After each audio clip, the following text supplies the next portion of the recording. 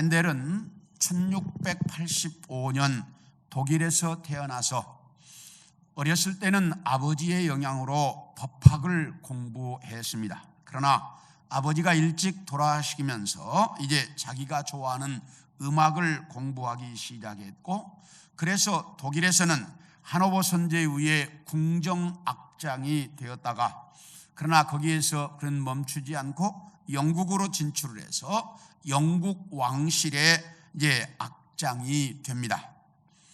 그런데 뜻하지 않게 중풍으로 쓰러져서 단신불수가 됩니다. 음표 하나 그릴 수 없는 상황이 되었습니다. 의사들은 모두가 다 회복이 전혀 불가능하다고 판단을 했습니다.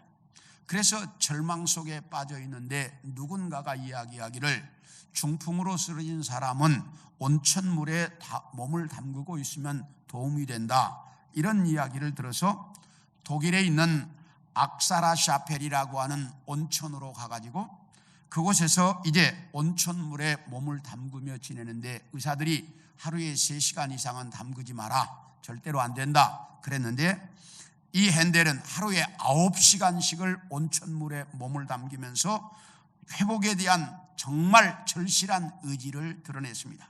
그러자 이상하게 몸이 회복되기를 시작합니다. 그래서 몸이 어느 정도 이제 회복이 되어서 이제 완전하지는 않지만 음표를 그리고 작곡 활동을 하고 자유롭게 활동할 정도가 되었습니다. 그래서 열심히 활동을 하고 있는데, 이번에는 핸델을 뒤에서 그렇게 후원했던 캐롤라인 여왕이 죽습니다. 그러면서 이 핸델에 대한 후원자들이 끊어지기 시작을 했고, 그러면서 공연이 취소되고 관객들도 현저하게 줄어들었습니다. 그래서 이제 창작을 해도 연주할 것도 없고, 그리고 사람도 없고, 또 후원자도 없고, 이러다가 보니까 철저하게 이제 창작에 대한 열의가 사라지고 60이 다 된 나이에 먹고 살기도 힘들 정도로가 되었습니다. 이렇게 힘들게 살던 어느 날 밤중 이제 이렇게 산책을 나왔는데 멀찍이 교회당 종탑이 보입니다. 그 종탑을 보는 순간 하나님께 대한 원망이 터져나오기 시작했습니다. 하나님, 도대체 왜 저에게 이럽니까? 저의 관객들도 다 떠나버렸고 이제 창작을 하고 싶은 의욕마저 사라졌어. 이렇게 폐인처럼 살아가고 있는데 하나님, 제가 창작 활동을 계속할 수 있도록 기회를 좀 주십시오. 그러면서 울부짖고 기도하다가 이제 저녁에 이렇게 늦어서 집으로 돌아왔는데, 돌아오니 두툼한 소포가 하나 도착해 있습니다. 그 소포를 뜯어보니까 찰스 제넨스라고 하는 이류 시인이 이제 오라토리오 가사를 써서 자기에게 보내준 겁니다. 여러분, 혹시 오라토리오와 오페라가 어떻게 다른지 아십니까? 오라토리오라고 하는 것은 그 스토리의 내용을 해설자가 나레이터 형식으로 읽어주고 대부분이 합창 또는 독창, 중창으로만 이루어져 있지만, 오페라는 연극과 함께 노래하도록 되어 있다. 그래서 이게 큰 차이인데, 이런 오라토리오 가사를 받아든 핸델은 별로 기분이 좋지 않았습니다. 왜냐하면 잘 알려지지도 않은 이류 시인이 자기에게 가사를 보내면서 오페라 가사도 아니고 그것도 오라토리오 가사를 자기에게 보냈다는 것은 자기를 무시한 처사라고 판단했기 때문입니다. 그래서 봉투를 뜯어가지고 아무렇게나 뜯어서 가사를 읽는데 맨 위에다가 뭐라고 적혀 있냐면 주께서 주신 말씀입니다 라고 위에 적혀 있습니다. 그래서 뜯어가지고 가사를 읽어내려가는데, 그 가사를 읽어내려가면서 핸델의 가슴이 불타오르기 시작했습니다. 그래서 핸델은 그 즉시에 이제 펜을 들고 작곡을 시작해서 거의 24일 동안 먹지도 자지도 않고 작곡에 미쳐서 지냈다라고 표현합니다. 그리고 작곡을 끝내고 잠자리에 쓰러졌는데 같이 집에 있는 사람이 의사를 불렀습니다. 왜? 잘못된 줄 알고.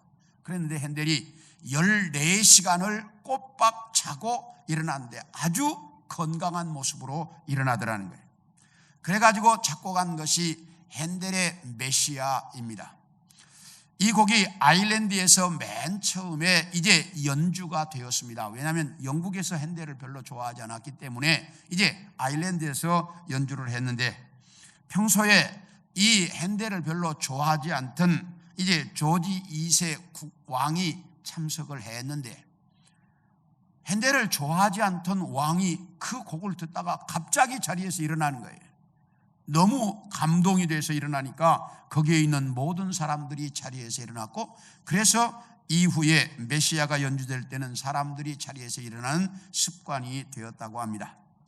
이렇게 하나님은 수많은 방법들을 사용하여 자기의 영광을 드러내시는데, 오늘 본문에 보면 예수님께서 자기 땅에 오심으로 최고의 영광을 드러내셨다라고 말씀하고 있습니다. 그래서 오늘은 성탄절을 앞두고 자기 땅에 오신 예수님에 대한 말씀을 여러분들과 함께 나누려고 합니다. 먼저 자기 땅에 오신 예수님을 믿으라고 말씀하고 있습니다. 우리 11, 12절을 같이 읽습니다. 시작. 자기 땅에 오매 자기 백성이 영접하지 아니하였으나 영접하는 자 곧 그 이름을 믿는 자들에게는 하나님의 자녀가 되는 권세를 주셨다. 여기 보면 이 온 우주의 주인이신 하나님이 인간의 모습으로 자기가 만든 자기 땅에 오셨습니다. 그런데 그 땅에 살고 있는 백성들이 영접하지 않았다라고 말씀합니다. 그런데 영접하는 자, 다시 말하면 이 땅에 오신 예수 그리스도를 믿는 자들에게는 하나님의 자녀가 되는 권세를 주셨다라고 말씀하고 있습니다. 그런데 이 땅에 살고 있는 대부분의 이스라엘 백성들은 메시아가 이 땅에 오실 것을 알고 있었습니다. 그렇기 때문에 그들은 모두가 다 메시아를 기다리고 있었습니다.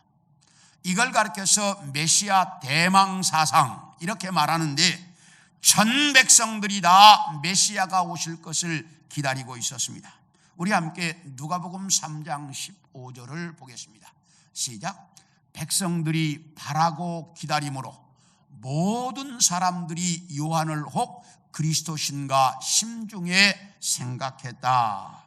이 말씀은 세례 요한이 요단강에서 세례를 베풀고 있을 때 수많은 사람들이 다 와서 세례를 받았습니다. 그리고 세례 요한이 전하는 그 말씀을 듣자 그 모든 사람들은 놀라서 세례 요한에게 이렇게 물었습니다. 이스라엘 모든 백성들이 메시아를 기다리고 있는데 당신이 혹시 우리가 기다리는 그 메시아가 맞느냐라고 물었습니다. 그랬더니 세례 요한이 나는 그 메시아가 아니다. 내 뒤에 메시아가 오실 것인데 나는 그분의 신발끈을 풀 만한 사람도 못 된다. 나는 물로 당신들에게 세례를 베풀지만 그분은 불과 성령으로 당신들에게 세례를 베풀 것이다 라고 대답을 했습니다. 이렇게 이스라엘 백성들은 모두가 다 메시아이신 예수 그리스도를 기다리고 있었습니다. 그래서 때가 되어 예수 그리스도가 메시아로 이 땅에 오셨습니다. 그런데 아무도 그분을 메시아라고 하는 것을 알아보지도 못했고 인정하지도 않았습니다. 우리 누가복음 2장 7절을 봅니다. 시작. 첫 아들을 낳아 강보로 쌓여 구유에 뉘었으니 이는 여관에 있을 곳이 없음이라. 여기 보면 전 이스라엘 백성들이 기다리고 있는 메시아가 이 땅에 오셨습니다. 그런데 아무도 그분이 메시아라고 하는 것을 알아보지 못했기 때문에 그분이 누일 만한 곳이 없어서 말구 위에 누이셨다라고 말씀하고 있습니다. 그리고 우리 다 같이 요한복음 10장 33절도 봅니다. 시작. 유대인들이 대답하되 선한 일로 말미암아 우리가 너를 돌로 치려는 것이 아니라 신성모독으로 인함이니 네가 사람이 되어 자칭 하나님이라 함이로다. 여기 보면 예수님께서 수전절날 예루살렘 솔로몬 행각에 계실 때에 수많은 유대인들이 몰려와서 이렇게 따집니다. 당신이 메시아 그리스도냐? 분명하게 말을 해라. 왜 우리가 판단하기에 애매하게 어정쩡하게 행동하느냐라고 예수님께 따졌습니다. 그러니까 예수님께서 내가 이미 메시아라고 당신들에게 수도 없이 말했다. 그런데 너희가 믿지 않으면서 왜 자꾸 나에게 따지느냐? 나는 나를 믿는 사람들에게 영생을 주기 위해 이 땅에 온 하나님의 아들 메시아다 라고 말씀하셨습니다.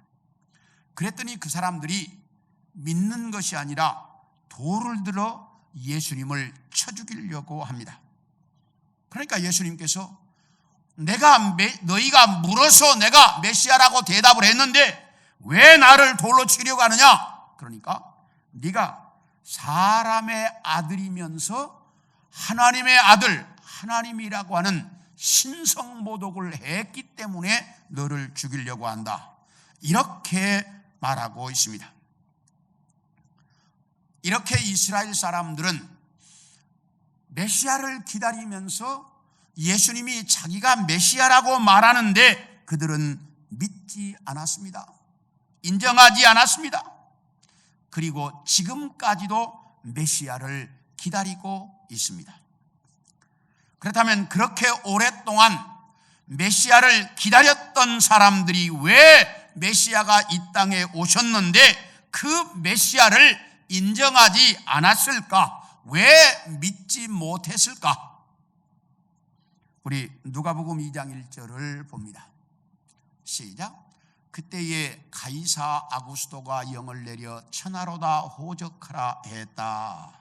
여기 보면 예수님이 이 땅에 탄생하실 때 로마의 황제였던 가이사 아구스도라고 하는 사람이 등장합니다. 여기서 가이사는 영어로 시저 또는 게사르라고 하는 말인데요. 이 말은 본래 가이사 율리우스 게사르라고 하는 사람의 성이었습니다. 가이사가. 그런데 나중에 로마 황제의 칭호가 되어버립니다. 애굽의 왕을 바로 이렇게 말하는 것처럼 로마의 황제를 가이사 이렇게 부릅니다. 그리고 아구스토라고 하는 말은 존귀하다라는 뜻입니다. 그러므로 가이사 아구스토는 존귀한 황제라는 뜻인데 로마의 옥타비아누스를 가리키는 말입니다. 왜냐하면 옥타비아누스는 악티움 전투에서 안토니우스와 클레오파트라의 연합군을 격파하고 BC 31년에 로마 황제가 됩니다. 그래서 AD 14년까지 45년 동안 로마 황제의 자리에 있었는데 그동안에 북쪽으로는 현재의 영국까지, 동쪽으로는 아시아까지, 그리고 남쪽으로는 아프리카까지, 서쪽으로는 대서양까지 그야말로 어마어마한 로마 제국을 만들었습니다. 역사가들은 세계 역사에서 가장 강대한 나라를 만들었다라고 평가합니다. 이런 어마어마한 나라를 만들어서 온 세계가 로마의 지배하에 평화를 이루는 것 같았습니다. 그래서 이때 생겨난 말이 팍스 로마나라고 하는 말이 이때 생겨났습니다. 이렇게 팍스 로마나, 로마 안의 평화, 로마 안의 세계가 평화를 이루었다라고 하는 그런 말을 이제 나오도록 만든 황제이기 때문에 로마의 원로원에서 그 당시에는 신들에게만 붙여졌던 말입니다. 아우구스토라는 말은. 그런데 이 옥타비아누스에게 아우구스토라는 말을 붙였습니다. 그래서 가이사 아구스토, 이 말은 이제 그만큼 신들과 필적할 만한 왕이다, 그런 뜻입니다. 이렇게 이제 가이사 아구스토는 로마 제국을 만들어서 팍스 로마나를 이룬 것처럼, 그래서 세상 최고의 임금으로 평가를 받고 있었습니다. 그런데 메시아이신 예수님은 이 우주가 다 자기 소유인데 이 세상 그 어떤 집에도 누일 곳이 없어서 마구간에서 태어나 말구 위에 누여야 했습니다. 그러다 보니 아무도 그분을 메시아로 인정하지 않았고, 아무도 그분이 메시아라고 하는 사실을 믿지 않았습니다. 여러분, 만약에 가이사 아구스토가 메시아였다면 어땠을까요? 세상 모든 사람들이 다 믿고 인정했을 것입니다. 이렇게 세상의 판단 기준은 외적인 것에 의해서 대부분이 다 결정되어진다는 사실입니다. 그런데 가이사 아구스토는 때가 되어서 죽었습니다. 그리고 그것으로 그의 삶은 끝났습니다. 그런데 예수님은 죽은 지 3일 만에 다시 살아나셨습니다. 그래서 하늘나라로 승천하시면서 내가 때가 되면 이 땅에 다시 오실 것이라고 약속하셨습니다. 우리는 그 약속을 믿고 그분이 다시 오실 것을 기다리고 있습니다. 말구 위에 탄생하신 그분은 이렇게 죽음을 이기셨지만 그 세계의 최고왕이라고 알려졌던 아구스토는 죽음으로 끝났습니다. 그리고 313년 로마는 기독교를 공인했고 380년 로마는 기독교를 국교화했습니다. 이렇게 말구 위에 탄생하신 예수 그리스도의 그 교회가 이 로마를 정복했습니다. 그런데 그 당시 이스라엘 백성들은 이런 세상의 권력과 화려함에 눈이 멀어서 마구간에 탄생하신 메시아를 알아볼 수 있는 눈이 없었다는 것입니다. 그래서 메시아를 믿지 못했던 것입니다. 그런데 문제는 이 시대를 살아가는 우리들도 이 이스라엘 백성들과 똑같은 시야와 안목을 가지고 살고 있다는 사실입니다. 여러분은 혹시 단지 15분이라고 하는 연극을 보신 분이 있는지 모르겠습니다. 저는 이 연극은 보지 못하고 책으로만 읽었는데요, 이 연극에 등장하는 주인공은 대단히 총명하고 뛰어난 인물이었습니다. 그래서 최고의 대학에서 이제 박사과정을 최고의 성적으로 수료하고 모든 교수들이 인정할 만한 논문을 써서 논문이 통과되었습니다. 이 논문이 학계에 알려지자 여기저기 인류 대학에서 그를 교수로 모셔가려고 다 이제 기다리고 있었습니다. 이제 그에게는 성공한 인생의 미래가 보장되어 있었습니다. 그런데 어느 날부터 가슴이 너무 아프고 견딜 수 없이 답답합니다. 그래서 병원으로 쫓아가서 진단을 받았습니다. 그랬더니 의사가 당신은 지금부터 15분밖에는 살 수 없습니다 라는 이제 진단을 내립니다. 너무너무 놀랐습니다. 어쩔 줄을 몰라 하고 허둥댑니다. 15분이라니, 내 인생이 15분밖에 남지 않았다니. 그런데 그때 전보가 한 통 도착을 합니다. 전보의 내용은 억만장자인 당신의 삼촌이 죽었는데 그 집에 자녀들이 아무도 없어서 그 억만금의 이제 상속인이 당신으로 결정되었습니다. 그러니 빨리 오셔서 상속 절차를 밟으라는 내용이었습니다.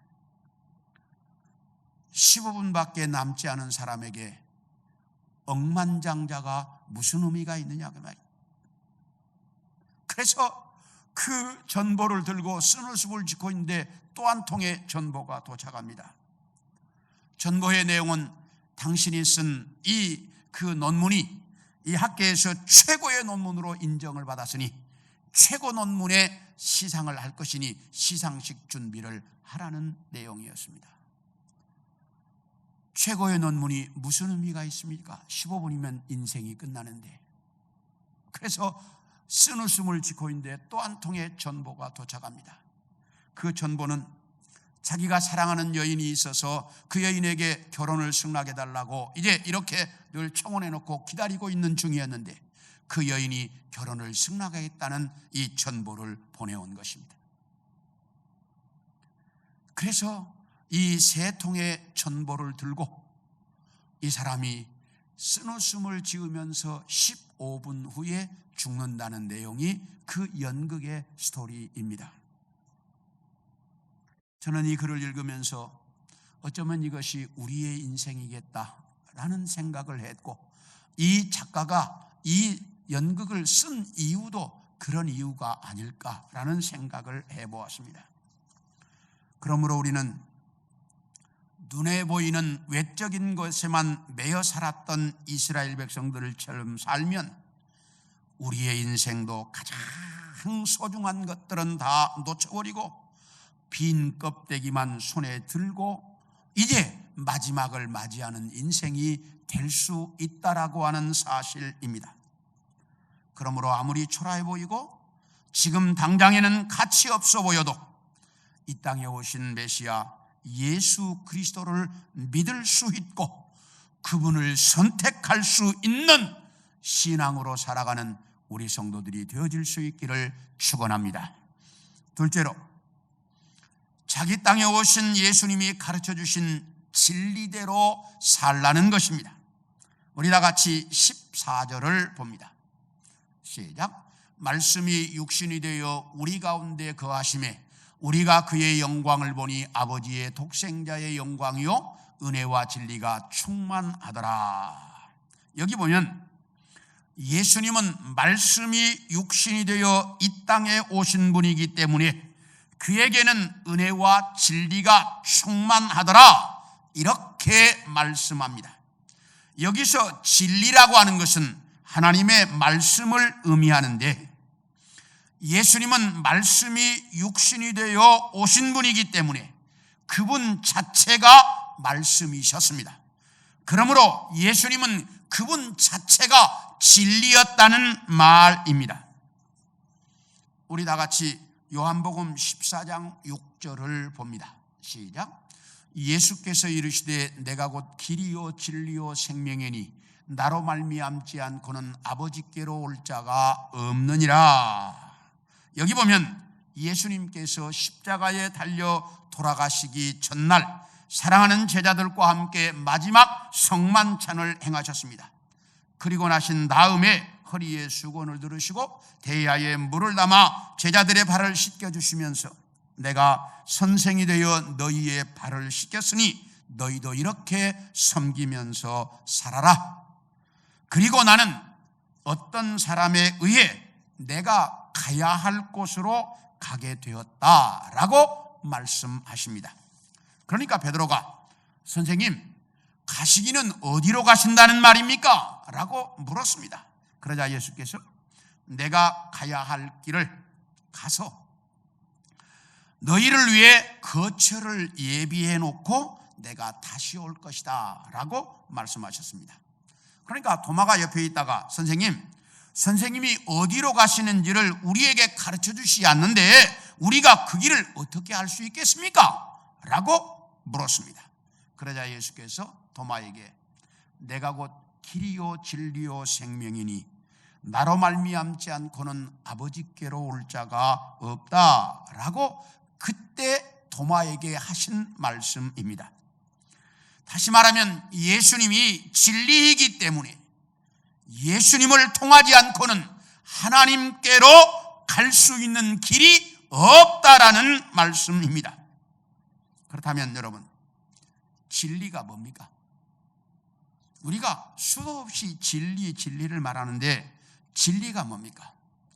국어사전에는 참된 도리, 바른 판단, 사고의 정당함 이런 것으로 국어사전에는 나와 있습니다.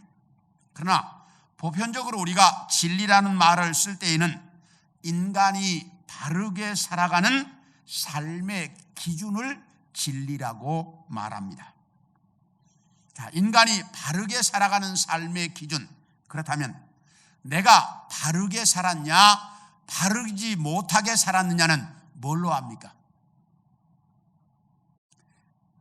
보통 사람의 인간의 양심에 찔림이 없이 인간이 편안하게 살아갔으면 그걸 바르게 살았다라고 평가합니다.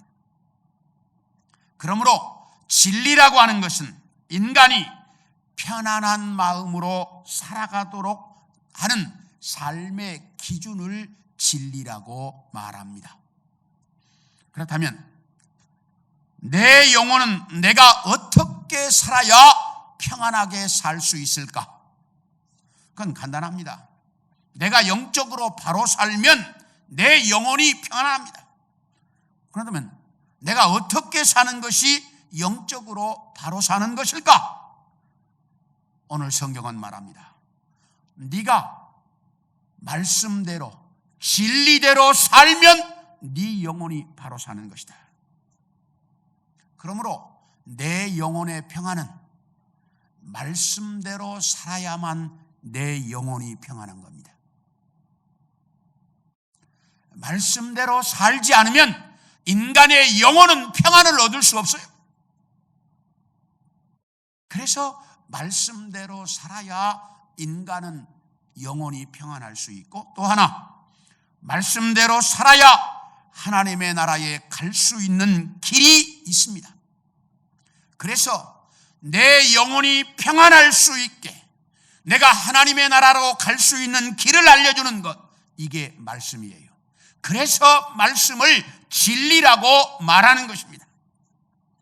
이렇게 예수님은 우리 영혼이 평안을 누리며 살 수 있는 길을 가르쳐 주시려고, 그리고 우리가 하나님의 나라에 갈 수 있는 길을 가르쳐 주시기 위해 이 땅에 오셨습니다.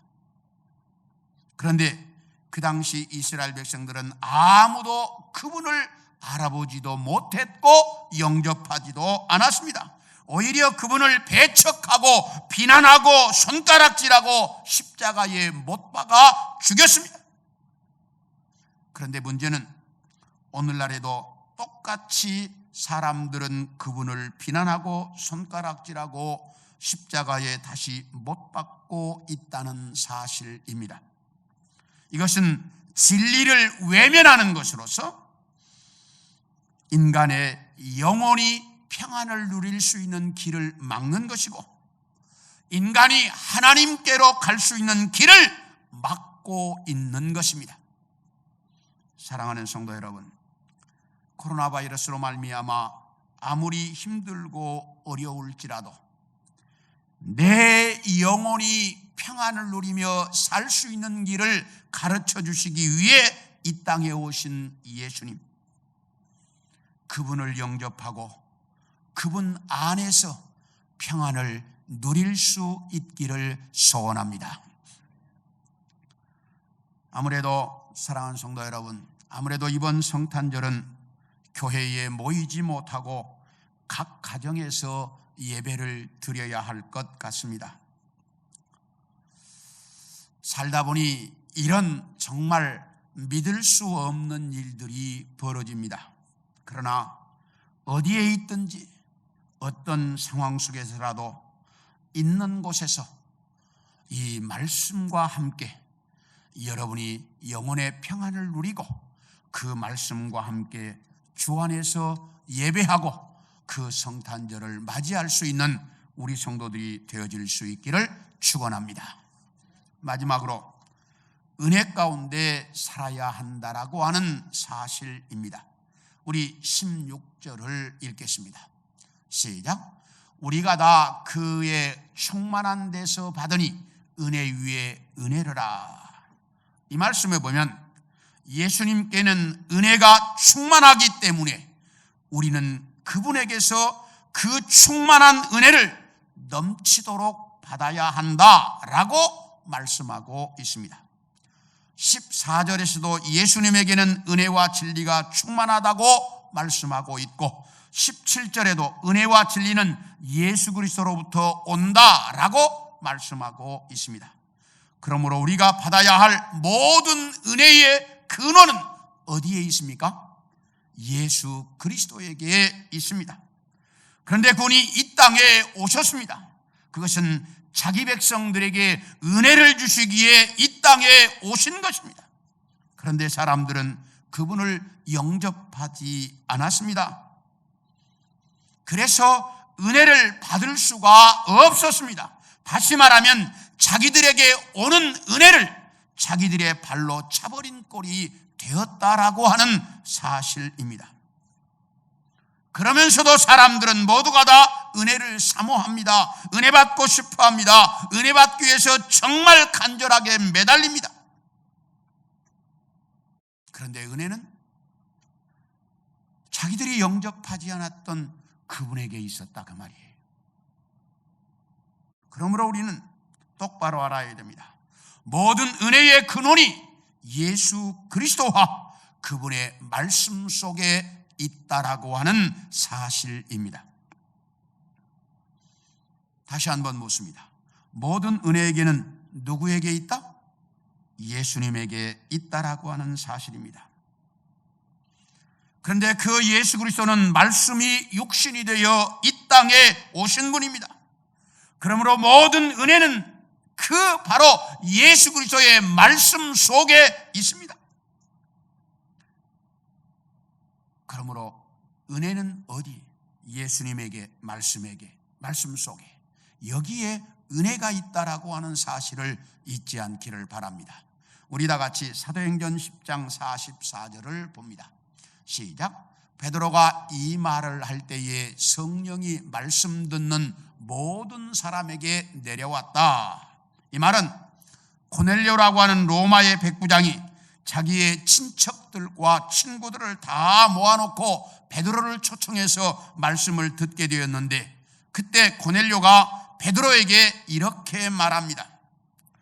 주께서 당신을 통해 우리에게 주시는 말씀을 듣기 위해 우리가 여기 모여 있습니다. 그러니 주님이 당신에게 주신 말씀을 그대로 전해 주십시오. 우리가 어떤 말씀이라도 다 듣겠습니다. 그때 베드로가 그들에게 말씀을 전했습니다.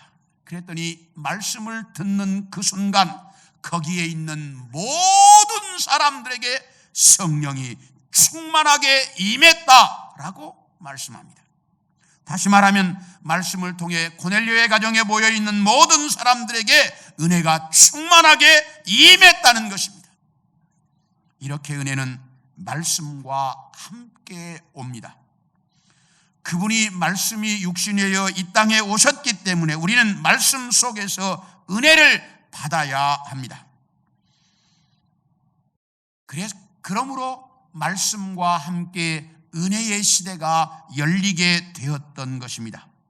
이런 은혜의 시대에 살고 있는 우리는 말씀을 통해 충만한 은혜를 받을 수 있어야 한다는 것입니다. 사랑하는 성도 여러분, 오늘도 비록 교회당에는 오시지 못하고 각 가정에서 예배를 드리고 있지만 자기 땅에 오신 예수 그리스도를 통해 이 말씀 속에서 주님이 가지고 계신 그 충만한 은혜를 우리 모든 성도들이 누릴 수 있기를 축원합니다. 주님이 가지고 계셨던 그 충만한 은혜, 그 충만한 은혜를 이 말씀 속에서 우리 성도들 모두가 이 땅에서 충만히 받을 수 있기를 소원합니다. 그래서 정말 충만한 은혜 속에 살아가는 우리 모든 성도들이 되어질 수 있기를 축원합니다.